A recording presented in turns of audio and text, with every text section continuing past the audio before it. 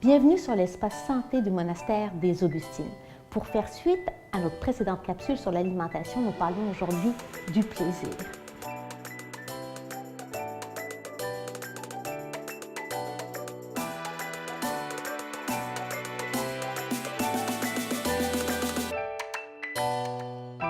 Le plaisir fait appel au langage des sens. C'est une des dimensions les plus importantes pour l'équilibre du corps et pour l'équilibre de l'esprit. Le plaisir, évidemment, ne relève pas seulement de l'alimentation et en même temps, c'est important de réaliser à quel point c'est facile de faire appel au plaisir via l'alimentation. C'est la raison pour laquelle, en fait, on devient très dépendant de certaines saveurs, de certains produits et vous savez, vous, de votre côté, quels sont vos petits aliments fétiches. Il y a aussi les goûts, ceux qui sont un petit peu plus sucrés, un petit peu plus salés, etc. Et une des dimensions vraiment à découvrir au niveau du plaisir, c'est déjà l'association des 5 saveurs. Ça, c'est le point de départ pour créer une assiette qui va combler la partie sensorielle dans la bouche, pourvu évidemment qu'on prenne le temps de savourer, de mastiquer, d'être présent. On parle de plaisir, il faut prendre le temps. Et le contact avec le palais est vraiment important, non seulement pour le système digestif, la mastication, et aussi pour le plaisir, puisqu'une partie en fait de cette sensorialité vient combler une partie de nos besoins. Et quand on parle des 5 saveurs, on pense au salé, on pense au sucré, à l'amer, à l'acide et au piquant. Et si je prends un aliment naturel, comme la pomme par exemple, elle va contenir ces 5 saveurs dans un équilibre différent. Et vous avez sûrement fait l'expérience de vouloir manger 3, 4, 5 pommes, vous n'êtes pas capable. Faites la même chose avec des bananes, avec des fraises. À un moment donné, naturellement, il y a quelque chose à l'intérieur de vous qui dit « Ah non, je ne suis vraiment pas capable ». Avec un paquet de chips, ça va un petit peu plus vite.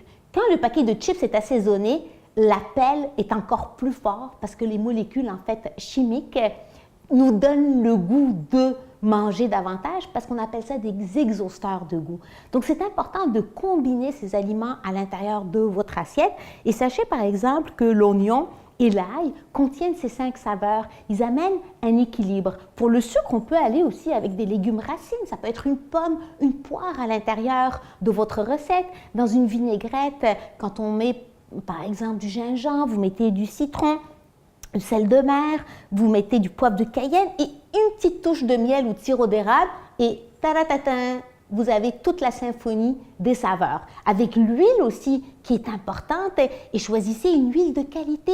L'huile, on dit une huile essentielle. Les arômes sont hydrophobes, ils aiment l'huile, ils sont transportés par l'huile. Donc dans notre bouche, si vous avez une salade qui ne contient pas d'huile, c'est sûr que ça ne va pas bien. Et c'est important de choisir une huile de qualité, idéalement un produit de votre pays, comme par exemple ici à Québec, la compagnie Orphée, qui va vous apporter non seulement le côté sensoriel, mais aussi les vertus thérapeutiques de ces huiles-là. Quand on parle de plaisir, il y a toujours le petit côté « Ah oui, mais si c'est un produit chimique, pas un produit chimique, mais un produit transformé, c'est meilleur. » Oui, c'est sûr, parce que les additifs sont un petit peu toquants au niveau de la bouche. Vous êtes habitué, mais petit à petit, vous allez réaliser que l'alimentation qui est en fait saine, si vous choisissez des ingrédients de qualité, donc les épices, si vous les conservez pendant 3-4 ans dans votre garde-manger, ça va vraiment pas bien. Et si vous choisissez aussi des épices qui sont irradiées, qui n'ont pas toutes les notes olfactives, vous allez vraiment désenchanter. Ajoutez des herbes, que ce soit le persil, la coriandre, le basilic, le côté visuel est aussi important, votre présence. Tous ces éléments-là vont contribuer à nourrir les 5 sens. Quand il s'agit d'un aliment transformé, faites l'expérience. Au cours des prochains jours, je vous invite à ralentir et simplement d'observer non pas le contenu de votre assiette, mais votre relation avec l'alimentation. Quand est-ce que je mange et comment je mange? C'est le point de départ.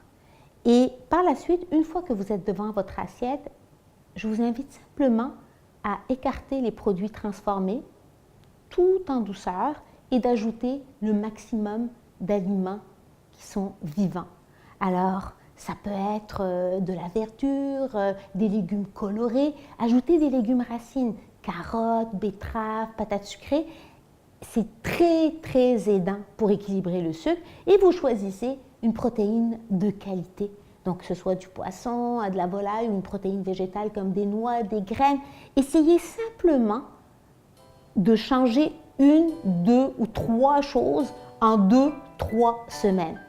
Et en y allant par étapes, vous allez vous donner le temps pour apprivoiser les changements.